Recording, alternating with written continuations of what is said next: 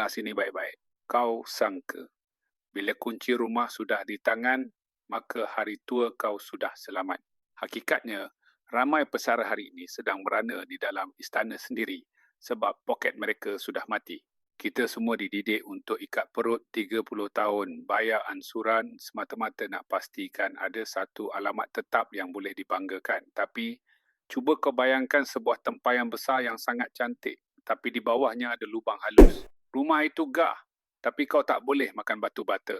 Kau sentiasa kena sapu cat baru, baiki bumbung, tapi dia tak pernah pulangkan semula duit shilling buat kau setiap pagi. Pakcik dah tengok ramai kawan sebaya, duduk rumah semidi harga RM1 juta, tapi nak beli ubat pun terpaksa minta duit anak. Sebab apa? Sebab semua simpanan dah hangus masuk ke dinding rumah. Jangan biarkan impian hartanah jadi penjara di hari tua. Pastikan ada aset yang cair. Pastikan ada simpanan yang hidup. Dalami realiti ini dalam buku Psikologi Rezeki.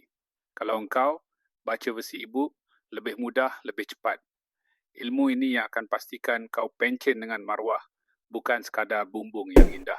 Ingat pesan Pak Cik, rumah besar tak menjamin hati yang besar.